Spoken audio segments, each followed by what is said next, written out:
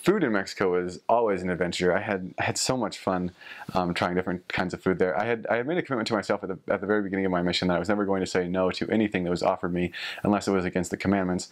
And so that opened up a whole lot of possibilities being in Mexico, especially in one of my areas in Pachuca Hidalgo.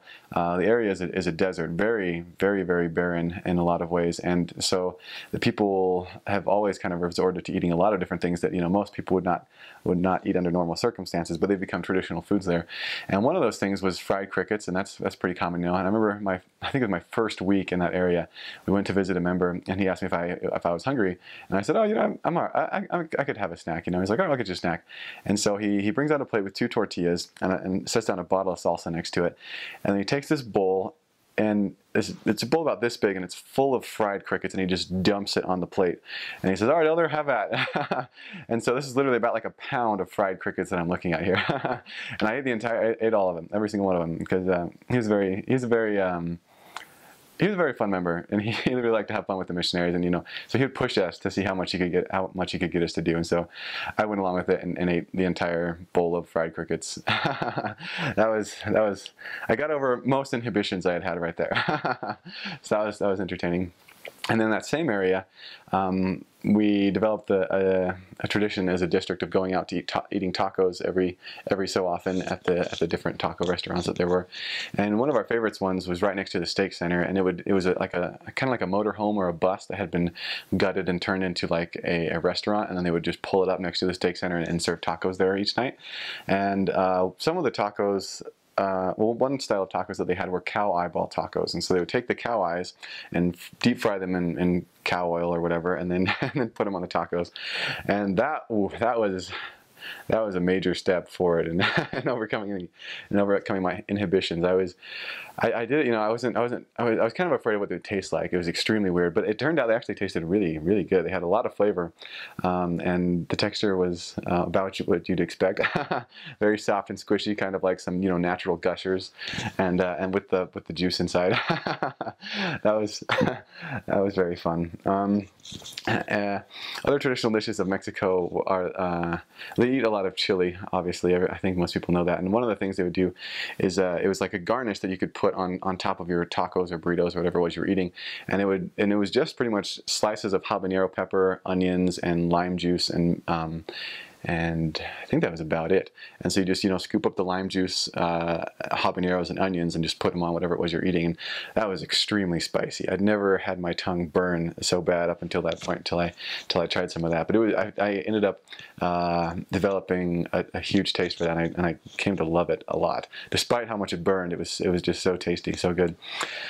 And let's see, another very common food in Mexico are what they called carnitas, which is kind of loosely translated as like little meaties.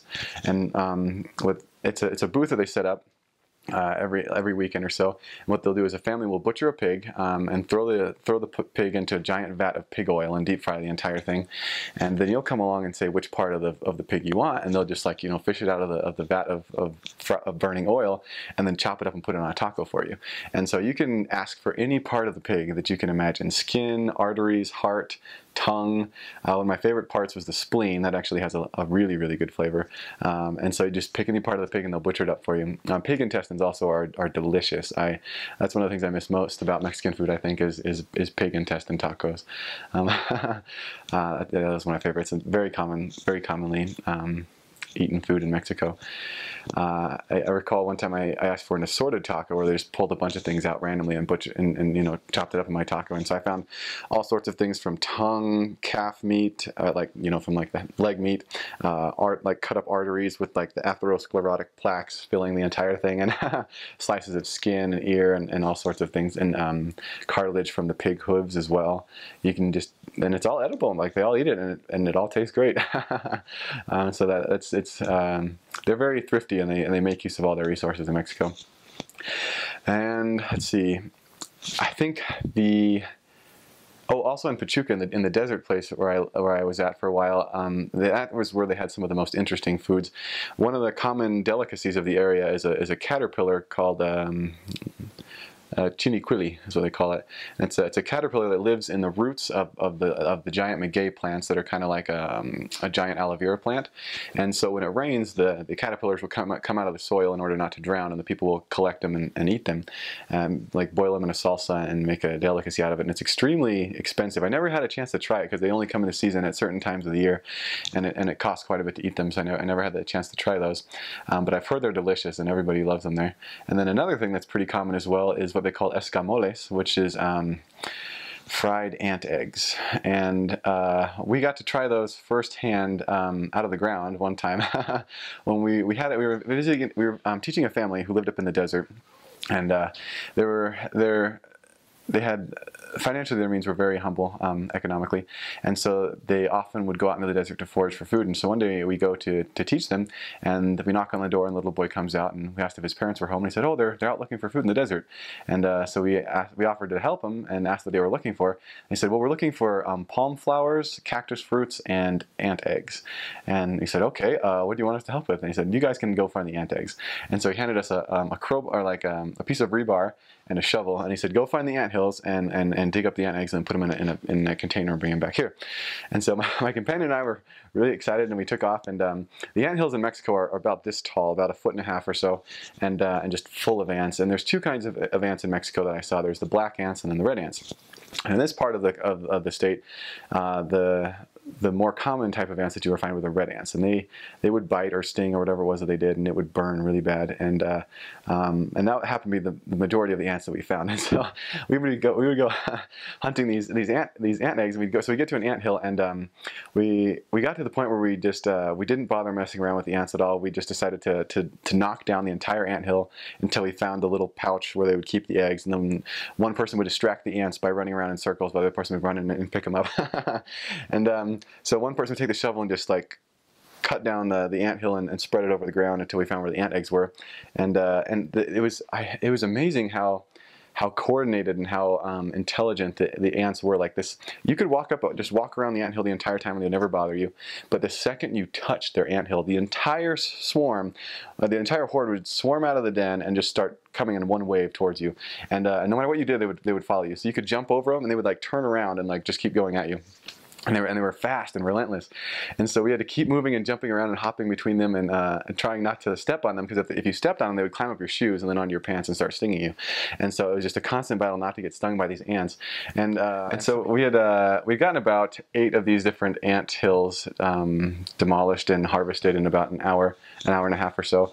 And we took them back to the family, and we showed our little catch. And the ant eggs are these like tiny white larvae about 3/4 of an inch long or so in the early stages, and as they mature, they start to condense kind of into the form of an actual ant, only just pure white and still, like they don't move at all. And so we had anywhere from the perfect smooth looking larva to like the fully formed ant that was still white. We brought them back to the family, and the mom and dad had gotten back by that time, and so the wife took one to sample, and she's like, "Oh, these are bitter. What kind of ants did you harvest these from?" And we said, "Oh, you know, the ants that are around here." And she's like, "The black ones or the red ones?" We said, "Oh, the red ones." And she said, "Oh, the only ones that you're really supposed to eat are the black ant eggs." And so we had spent an hour and a half harvesting these ants and getting stung by them, and we ended up getting the wrong kind at the end. And so she said, "Well, if you guys want them, you can have them. Like, we won't use them." And so, I was game. So we washed them up and just took some handfuls and popped them in our mouth and ate them. And they didn't taste bad at all. They were kind of watery. Some of them were crunchy, but they weren't particularly sweet like the other ones are supposed to be. But they weren't bad by any means. And so that was a very fun experience. But I think the food item that takes the cake out of everything I ate in Mexico. I'll just tell a story. We were visiting a lady that we were teaching, and her brother was home for lunch at the time, and he pulls out his lunchbox while we're teaching his sister, and he pulls out this little tiny sandwich bag, and he kind of looks down at it, and he looks over at us. And he stands up and walks over to us, and I thought, he's gonna offer something. And so I was, just waiting for him to extend the invitation. And so he says, "Hey, elders, you want to try some of these?" And he holds this bag out right in front of my face, and all I can see are these long black wriggling legs, like just going back and forth. And I was like, whoa, what is that? And I took a closer look, and they were live beetles. They were about this long, and about, about 1.5 inches or so, and pretty thick, about 1/2 inch thick, all the way around. And they were black with 2 or 3 orange stripes along their back, and they were still alive and kicking. And I said, like, you eat these alive? And he said, yep. And I said, holy cow! I knew right then, as soon as he was offering them to me, I knew I was going to have to try them, because I made that vow to myself, never say no to anything. But I really, really did not want to eat a live beetle, and so I just stared at it and trying to get up the courage to say yes. And he said, "Here, take one." And so I picked one up, and as I picked it up, it started wriggling even more. And my companion, he also convinced my companion to try one too. And so my companion picks up and throws it in a vat of guacamole, just stirs it around, and he picks up just a giant spoonful of guacamole with the bug in it, and takes it and just crunches it and downs it really fast. And I didn't want to add the guacamole. I wanted the full flavor experience of whatever it was that I was trying, and whatever this bug was going to taste like. And so I just held it there for like a good solid, it seemed like forever, but it was probably only like 1.5 minutes, and just trying to get up the courage to put it in my mouth. And I eventually resolved that I was going to just throw it in there and bite down on the head as hard and as fast as I could and kill it so it stopped wriggling. And so I throw it in my mouth and bite down really hard and just like crunch it. And as anybody who's ever, messed with bugs or killed bugs as a child knows, they don't die when you rip the head off.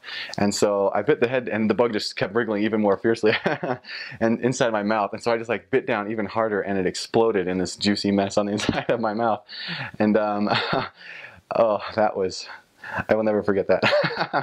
That was quite the experience. So once I got past, the bug guts splattering the inside of my mouth, I kind of, slurped them down and then started crunching on it to get into, a form that I could swallow and not get, my throat all scratched up.